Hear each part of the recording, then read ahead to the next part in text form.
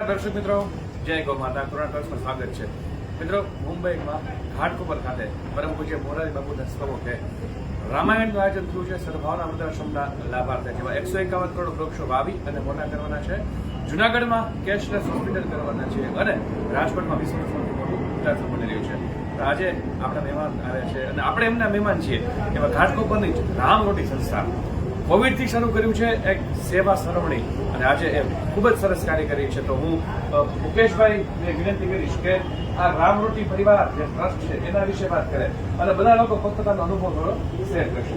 મુકેશભાઈ, અમારું આ રામરોટી ગ્રુપ કોવિડના જ્યારે પરિસ્થિતિ નબળી હતી ત્યારથી 300-400 માણસને જમવાનું ચાલુ કરાયું હતું સ્ટેશન આગળ ઘાટકોપર સ્ટેશન.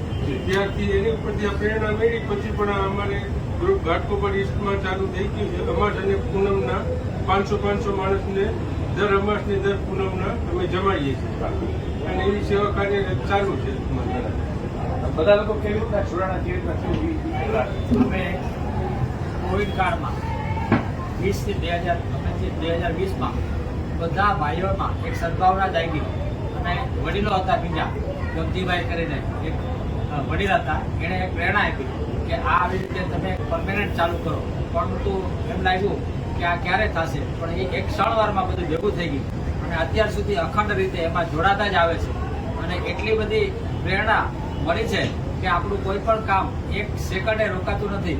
જાણે રામ પોતે એની અંદર સેવામાં આપણી પાસે સહાય છે, હનુમાનજી પોતાની સહાય છે, એવી રીતે બધા શક્તિમાં અપૂર્વ શક્તિ આવેલી છે અને આ 5 વર્ષથી અવિરત ચાલુ છે અને લોકભાવના એવી છે કે આ એક મોટું વટવૃક્ષ બને અને સમાજમાં અમારાથી બનતી સેવા અમે રામરોટી સોશિયલ ગ્રુપ તરફથી કહેવા અને કરવા તત્પર છે. અમારું આ રામરોટી ગ્રુપ ના દરેક કાર્યકર્તાઓ તન મન અને ધનથી સેવા આપે છે. દરેક આમાં કોઈ મોટી વ્યક્તિ કે બહુ પૈસાવાળી વ્યક્તિઓ નથી. દરેક સામાન્ય મધ્યમ વર્ગીય છીએ બધા, પણ છતાં બી દરેક કાર્ય અમે વોટ્સએપનું ગ્રુપ છે.